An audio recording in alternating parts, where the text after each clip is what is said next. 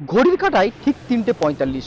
অনুব্রত মণ্ডল বোলপুরের যে SDPO office, সেই এসডিপিও অফিসে কালো এক্সইউভি গাড়ি করে তিনি আসেন এবং হাজিরা দেন।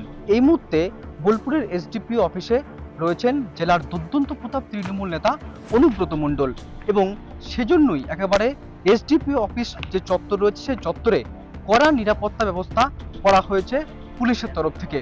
রয়েছে র্যাব, উচ্চপদস্থ পুলিশ আধিকারিক এবং শান্তিনিকেতন থানার পুলিশ আধিকারিকরা এই মুহূর্তে এখানে রয়েছে। বোলপুরের এসডিপিও অফিস যে রয়েছে সে অফিসে ঢুকে রয়েছেন এই মুহূর্তে অনুব্রত মণ্ডল। তদন্তে তিনি সহযোগিতা করতেই আজকে তিনি হাজিরা দিলেন। মূলত তিনি পরপর দুবার পুলিশের নোটিশ পাওয়ার পরেও হাজিরা এড়িয়েছেন। প্রথমে তাকে পুলিশ নোটিশ করে হাজিরা দেননি, কিন্তু অনুব্রত মণ্ডল বাড়ি থেকে বেরিয়ে 200 মিটারের মধ্যে তার পার্টি অফিস যান, কিন্তু এসডিপি অফিসে তাকে হাজিরা দেওয়ার জন্য তাকে দেখা যায়নি।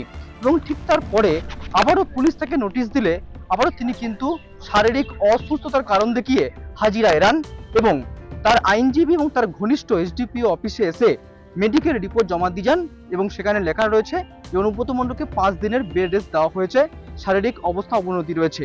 এবং তার পরবর্তীতে আজকে সেই 5 দিনের বেড রেস্ট শেষ হয়েছে, এবং ঠিক তারপরেই ঘড়ি কাটায় ঠিক 3:45 তারপরেই বোলপুরে যে এসডিপি অফিস সেখানে আসেন জেলার দুর্দান্ত প্রতাপ তৃণমূল নেতা অনুব্রত মণ্ডল।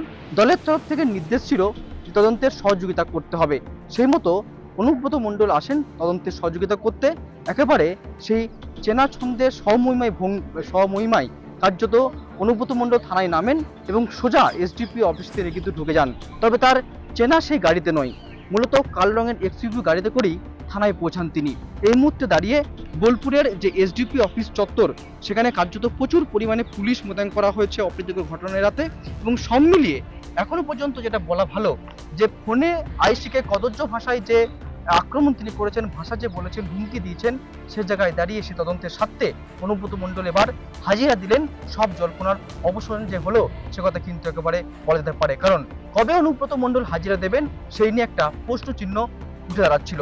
সে জায়গায় দাঁড়িয়ে এবার অনুব্রত মণ্ডল এসডিপি অফিসে এলেন হাজিরা দিতে।